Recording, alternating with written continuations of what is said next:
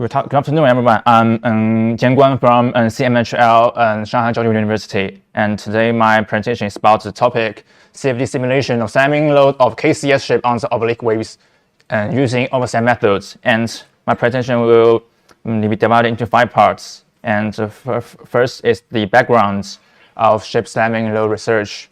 And as we know, and ship is paying increasing importance to large-scale global scale and new ship types such as LNG shape and VLCC and so on. So people are putting attention to issues of seakeeping and stemming loads. And however, the complex wave conditions like oblique waves and irregular waves may cause threats to ship safety of sailing and structure.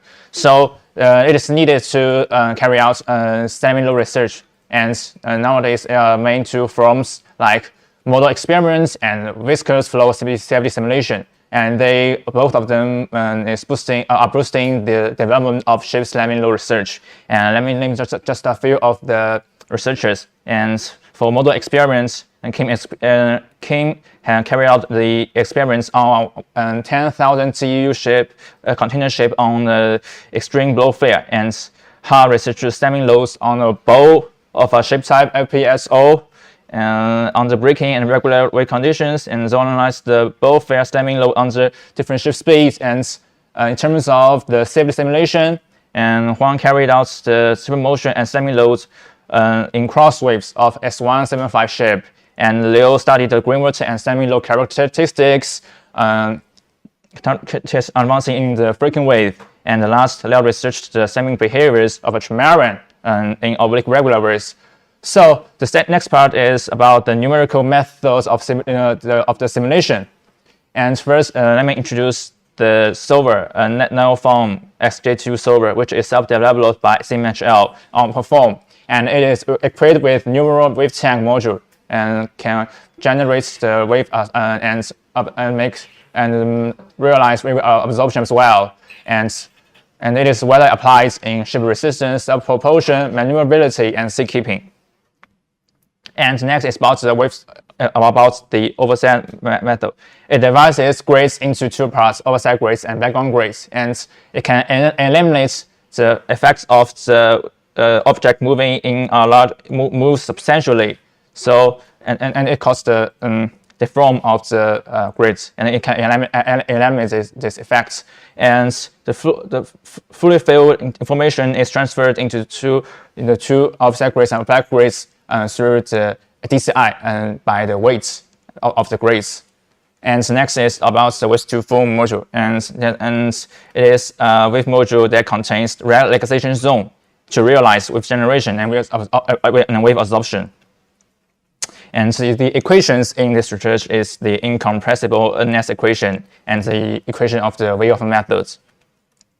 And the third part is about the geometry model simulation cases and the verifications.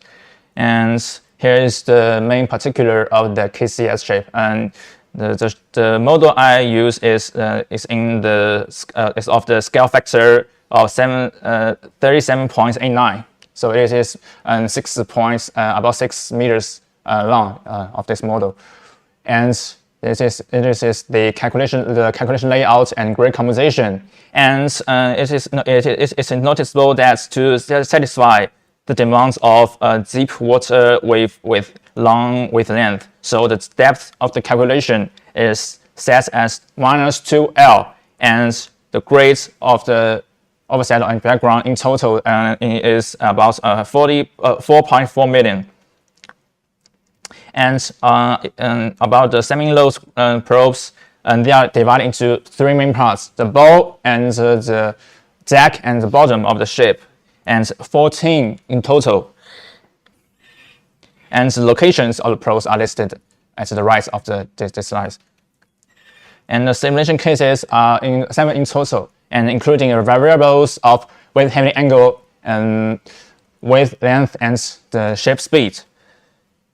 And in terms of the motion verification, I choose heave and pitch as the object, and it is clear that under the 3 types coarse, medium, and fine grades, the curves, the time history curves satisfies well. And to be specific, the error of between the 3 types of grades is the heave is within 2% and the 0.25% in pitch. And about the stemming load verification, and the probe P1 and Z1 is chosen, and the relative amplitude error of P1 is within 10% and Z1 is within 3%. And next is about the results of my research, and it will be divided into 4 parts. And first, about the influence of wave heading angles, and there's case 1, case 2, and case 4 of the wave heading angles 0, 15, and 30 degrees respectively. And in terms of wave heading angles, the probes are chosen around the waterline P1, P2, and P3. And above are time histories, and below are the spectrum properties that's analyzed by FFT. And we can find that under the wave heading angle of 0 degree and 15 degree, the peak of stemming load is close, while under 30 degrees, there exists a decline in the time history curve. And substantial decrease is recovered on P1, which is the result of the frontal position of this probe. And also, the time history of P1 and P2 shows similar trends, distinguished from P3's.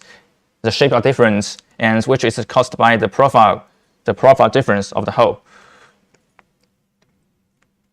And the more detailed result is listed in the 3 tables. And so you can find that the amplitude of 3 probes decreases substantially under 30 degree. And from the second table, we can find that the dominant frequency remains at 1.4 Hz, and which indicates that the wave heading angle makes almost no difference to the dominant frequency. And the stemming loads under the dominant frequency shows slight decline under the 30 degree, and under 0 and 15 degree, they are almost level. And next is about the influence of the differential speed under 12 knots, 15 knots, and 18 knots. And the probes selected for analysis are P1, D2, and B1. And the above is the time history, and the below is the spectrum properties analyzed. And the probe P1 shows obvious sensitivity to shift speed, and while D2's amplitude changes not too much under 15 and 18 knots. And P1's amplitude slightly rises under the highest shift speed. And in terms of the spectral analysis, and B1 contains the least proportion of the second and the following frequencies, while the D2 contains the most. And interestingly, and for B2, the amplitude of second frequency is higher. The red curve is higher, but under it's higher under 15 knots than 18 knots. And so compared with the time history above, it can be concluded that the composition of other frequencies of the stemming load amplitude on other frequencies complemented the gap of the dominant frequency under 15 knots.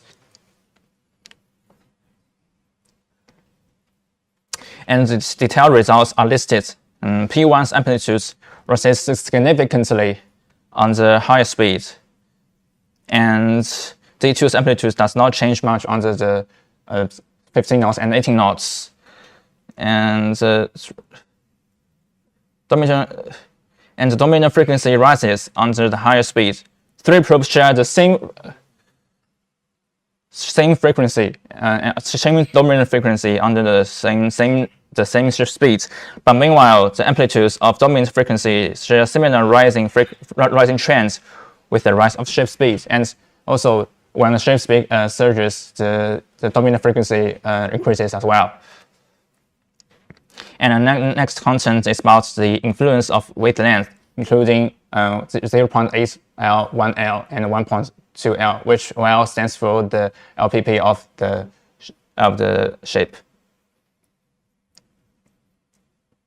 And the probes chosen is in P2, D1, B2, and B3. And for P2, the amplitude of time history shows the trend that the amplitude reaches the peak under the wavelength of L, and the amplitude of spectral curves rises when the wavelength increases. And while for D1, when D1 is found that there's no slamming loads on 0.8 L, and so which indicates that on the short wavelength, green water does not occur. You may have noticed that on the previous slides, and that's of the case on the 0.8 wavelength. And the slamming loads caused by green water is severer under the wavelength of L than 1.2 L. And for B2, the slamming load is not sensitive to wavelength on the longer wavelength. And like the analysis before, the detailed results on the different wavelengths are listed. And slamming loads amplitude of P2 and D1 reaches peak under the length of wavelength of L, and B2 and B3 amplitude remains at a high level at longer wavelengths, with a slight increase with the rise of the wavelength. And for the dominant increase frequency, the dominant frequency decreases with the increase of the wavelength. And the wavelength obviously influences the amplitude of slamming loads under the dominant frequency. And longer wavelength results in higher amplitudes on the dominant frequency.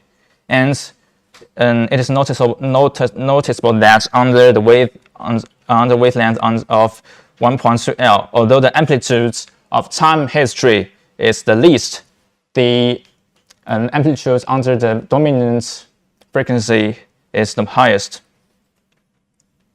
And the last for about the analysis of asymmetry, case 4 is selected, and both bow and the DAG shows the asymmetry of slamming loads under the oblique wave, and in which the DAG's asymmetry is much more obvious, with a relative amplitude ratio more than 10%, and higher slamming load occurs at ports, since the port faces the shape moves like in this direction, and the wave moves in this direction. So the port faces the direction of the oblique wave.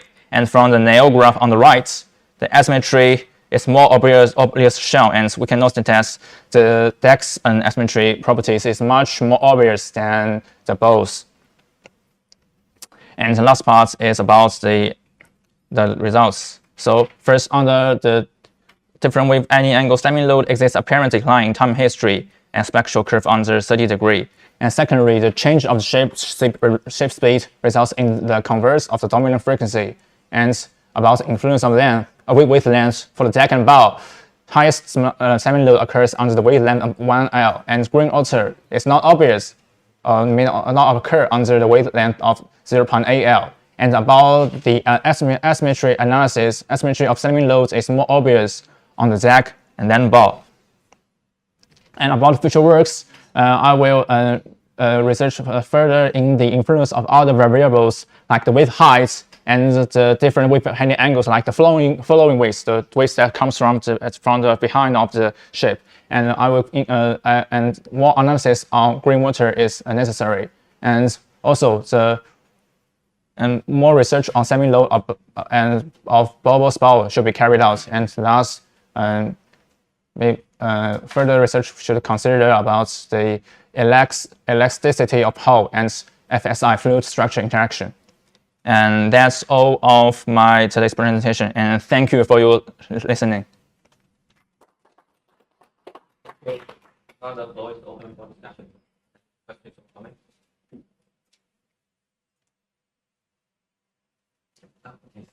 Okay. Thank you. Maybe I missed something in your presentation, but I want to be clear how you define slamming load in case and how you separate them from other loads. As we know, the shape moves in a large motion. It moves in a large scale, and when we can find the wave, the water line, the free surface on the bow, and it splash, and it's traditionally we call it a splash, the splash of the water. So and I just checked the time when the splash happens, and I discovered the high pressure on this on the hull and other position of the ship. So I define just like maybe it's not definition, but I just use this the pressure of the time that's the splash of the water happens. The huge splash, it should be huge, not like in the like the ships in the river. Okay. And also, I've been checked some theories of slamming load in the standard of ocean engineering. I wonder, have you also checked this? Calculate in theory. Also checking. I've read about the semi-loads of the booklets of ICCM or ITTC. I about because I have read, but about the theoretical calculation, I haven't read about the related papers or booklets. Maybe I can in some classification societies such as CTS, they have some regulations to calculate the slamming load based on some empirical formulations, and there are some coefficients which is obtained from model tests. So there are also some potential theory to evaluate the slamming load. Yeah, so I wonder, so in your definition, you recognize slamming force is like at the free surface or like. Yeah, and about Use this simulation, define the slamming load, the dynamic pressure exerted on the offset surface. How you compare this, the theory slamming load and how you make sure, in your case, the slamming load is the right one compared with the theory. We don't know what is the exact value of this slamming load. It's very hard to measure it. And this for the you refer to the books. That is for design. That must have some safety factors. So you don't know if it's right. But this kind of study is used to try to have another way to evaluate this kind of load. So I think it's more like the real these days, and you can capture this process. But so far it's quite hard to get a very exact value from measurements, so we cannot know, but we can compare it with Can we like fake the coefficient of the theory from the result?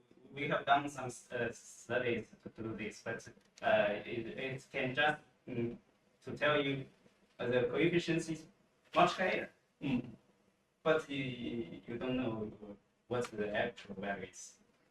But it's a very hot topic, and I think we need more research on it.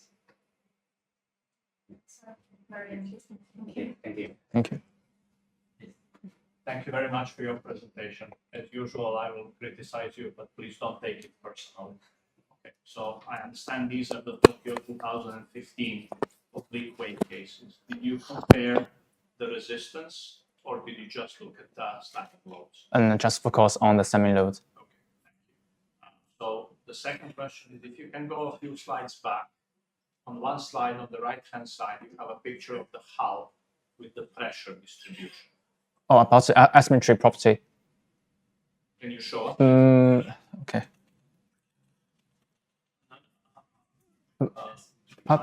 Behind? Oh, Yeah. okay. This one? There. Okay. Okay. Now, this is hydrostatic. This is the complete pressure, right? So Yes. you have the hydrostatic and the hydrodynamic. You're using a VOF solver. Yes. Right? It seems there is a lot of smear in the VOF for this simulation. How well resolved is your free surface at the point of slamming? And do you have any problems with ventilation on the hull? Sorry, pardon, where is the... So if you run VOF, Yes. there are only two possible values of VOF, 1 and 0. Yes. And you can have one cell where it's between 1 and 0. Yes. Okay. If you have a big region where VOF is between 0 and 1, that is going to change your loads by quite a lot. Oh. Okay, so did you look at what VOF looks like on the surface like this? Or perhaps dynamic pressure rather than complete pressure? You should show the dynamic pressure. Oh. Okay. Okay. Okay. Okay. So let me ask you the second question. So you're talking about this because you're looking at hydroelasticity effects, like springing and whipping. Those effects only make sense at full scale. Okay. If you have a small ship, then it's very rigid. Okay. Do you plan to do the same kind of simulations at full scale, or is it too expensive? May not.